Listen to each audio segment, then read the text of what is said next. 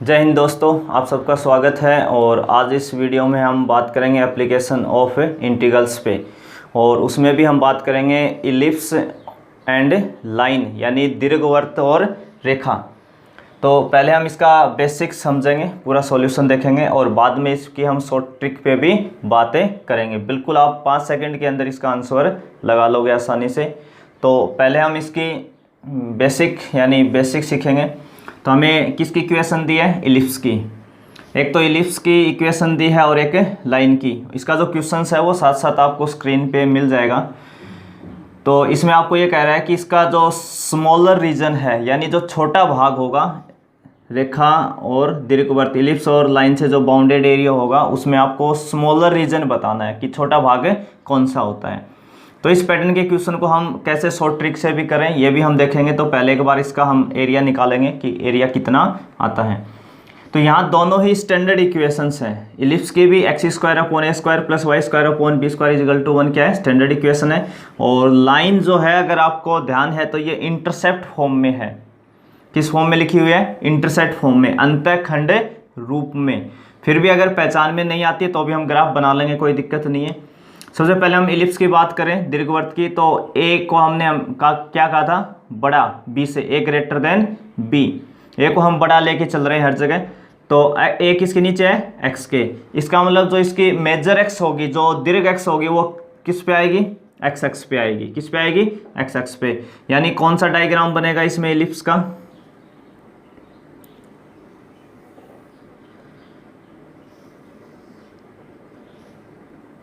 तो देखो इलिप्स का जो डायग्राम आएगा वो लेटा हुआ आलू बनेगा,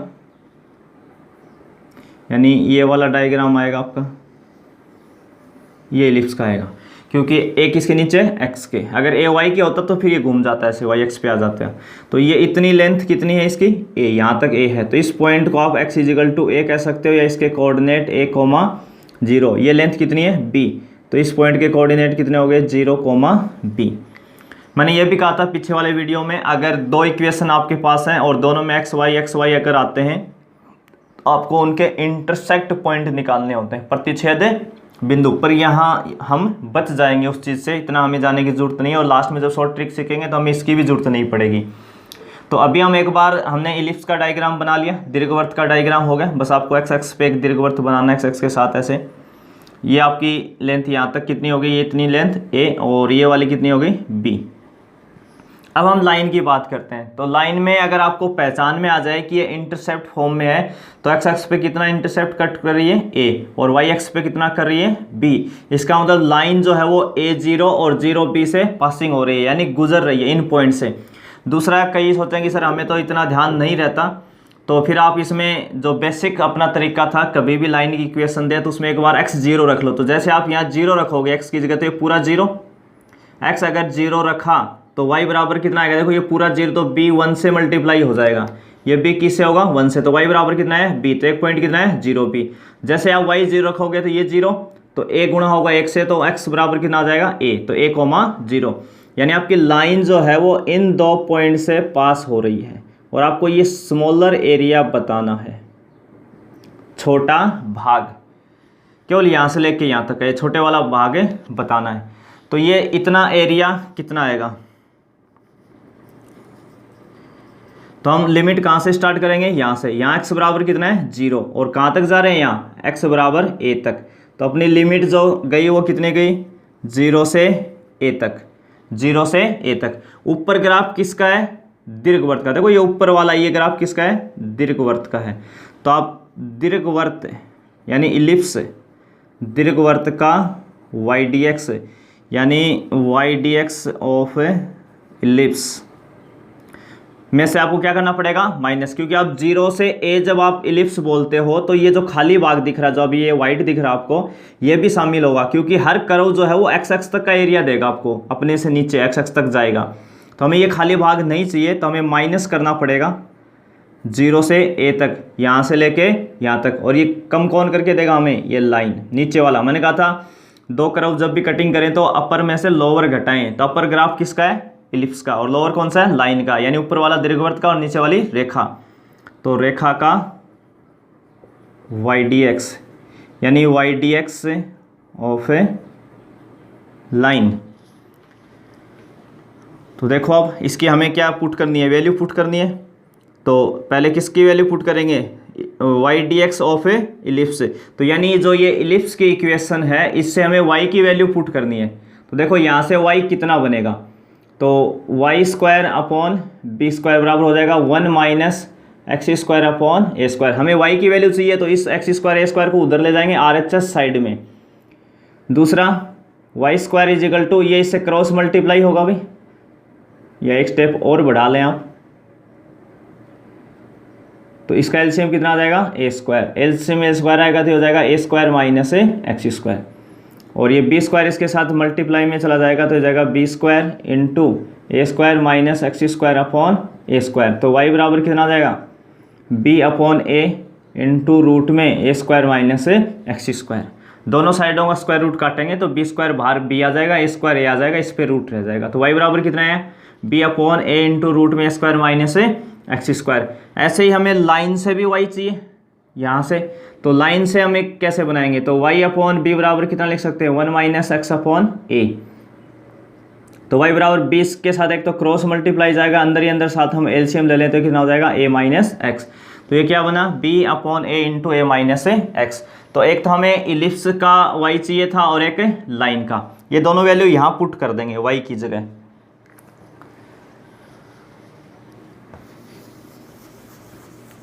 तो देखो वैल्यू पुट करने पे क्या मान आता है इसका, तो एरिया बराबर क्या आ जाएगा, लिमिट कितनी आपकी 0 टू a, इलिप्स का वाई डी एक्स। तो हमें अभी y कितना निकाला था, b upon a into root में a square minus x square minus 0 to a, line का वाई डी एक्स। तो लाइन से हमने क्या निकाला था, y d x b upon a into a minus x, ये निकाला था। तो इसमें b अपॉन ए तो क्या है, कांस्टेंट, ये बाहर आ जाएगा। रूट में a square minus x square, root में a square minus x square का जो इंटीग्रेशन होता है उसका एक डायरेक्ट फॉर्मूला होता है, पीछे वाले वीडियो में हमने काम में लिए हैं। और मैंने कहा था कि इलिप्स और सर्किल जब जब आएगा आपका ये फॉर्मूला सबसे इंपॉर्टेंट है। तो मैं यहाँ जो लिख रहा हूँ वो डायरेक्ट ही फॉर्मूला है, वो फॉर्मूला ही है, आप ये ध्यान रखें। तो फॉर्मूला कितना होता है इसका, x by two into root में a square minus x square plus a square upon 2 sine inverse x upon a, इसकी लिमिट कितनी 0 से a। ऐसे इसमें माइनस बी अपॉन ए बाहर आ जाएगा भाई, a कांस्टेंट है तो इसका इंटीग्रेशन हो जाएगा ax, a कांस्टेंट छोड़ेंगे dx का x हो जाएगा माइनस एक्स का x square upon 2, limit 0 to a। तो देखो ये कितना बना, पहले हम कौन सी लिमिट लगाते हैं भाई, अपर। ये a वहाँ रखेंगे, यहाँ से लेके यहाँ तक पूरे में a कहाँ रखेंगे, जहाँ जहाँ x होगा, जहाँ जहाँ x होगा उसमें a रखेंगे। तो देखो यहाँ a रखेंगे तो a वाई टू, पर जैसे यहाँ a रखोगे तो x की जगह a रखोगे तो a स्क्वायर, तो a square minus a square 0 गुणा होके 0 plus a square upon 2 into, या x की जगह a रखोगे तो a अपॉन a बना, इस x की जगह क्या रखोगे a, तो ये बना a अपॉन a यानी 1, और साइन 1 कितने पे देता है 90, तो पाई वाई टू माइनस, अब 0 की बारी, बाहर 0 अंदर जो भी बने, बाहर वाला 0 हो गया तो पूरे को ही 0 कर देगा। और यहाँ x की जगह जैसे आप 0 रखोगे तो साइन इनवर्स 0 भी कितना होता है 0, माइनस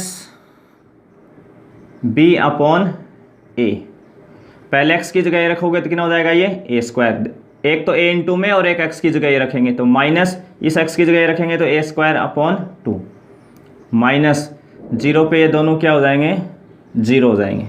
तो टोटल वैल्यू अपने पास कितनी बन रही है, b अपॉन a, इस ब्रैकेट का मान कितना आ रहा है total a square pi upon 4, ये पूरा 0 है, minus b upon a into, देखो यहाँ एलसीएम लेंगे तो ये हो जाएगा 2a square minus a square, तो टोटल कितना बचेगा a स्क्वायर अपॉन 2 बचा। अब इसमें इस a से इसके एक पावर कैंसिल, तो ये बचा पाई ab अपॉन 4 माइनस इस a से a कैंसिल, तो ये बचा ab अपॉन 2। तो इसमें कॉमन कितना आ जाएगा, एक तो एफ बी आ रहा है और एक अपन 4 भी ले लेते हैं साथ साथ, एफ बी अपॉन 4। तो देखो यहाँ कौन बचा, पाई, कितना बचा पाई, और यहाँ कितना बचेगा 2। हमने 4 एक्स्ट्रा डिवाइड में कॉमन लिया तो इंटू 2 कर देंगे। देखो इसको 2 से और इसको 2 से करते 2 इंटू 2 4 तो बाहर आ गया, ऊपर वाला 2 बच जाएगा आपका। तो ए बी अपॉन 4 इंटू कितना आ जाएगा पाई माइनस 2 वर्ग इकाई स्क्वायर यूनिट। यानी इस इलिप्स का और एक लाइन का, इस इलिप्स का और इस लाइन का जो एरिया आया टोटल,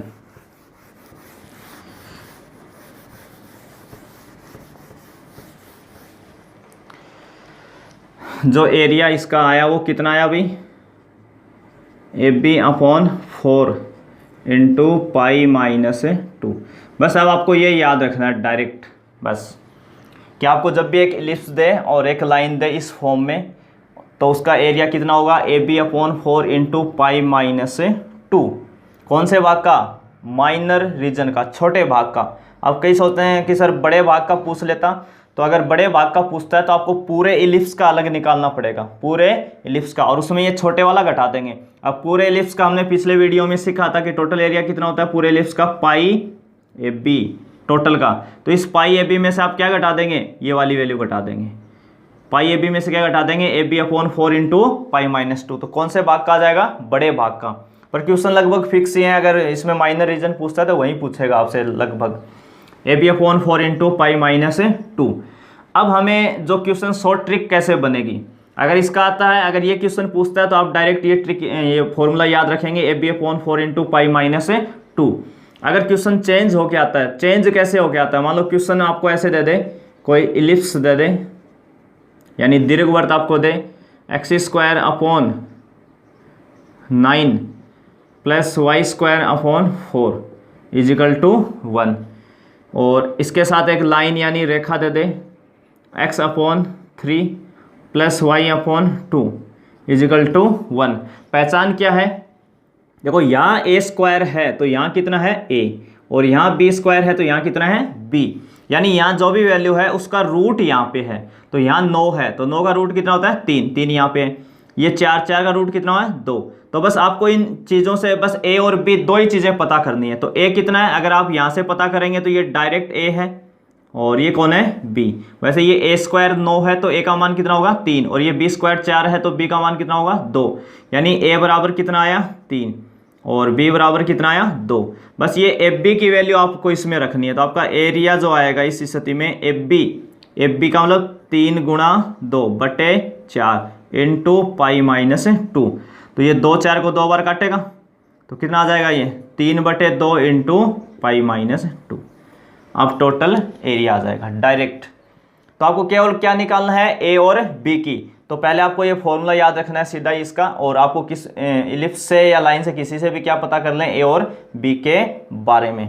सेम पैटर्न, अगर ऐसा होगा क्वेश्चन तो सेम पैटर्न बनेगा, यहाँ 9 है तो यहाँ 3 लिखेगा, यहाँ 4 है तो यहाँ 2 लिखेगा। यहाँ 4 लिखे उधर 9 लिखे, उससे कोई फर्क नहीं पड़ेगा, एरिया उतना ही रहेगा, तब भी आप लगा सकते हैं क्वेश्चन में। तो आपको समझ में आ गया होगा। आप सभी का धन्यवाद।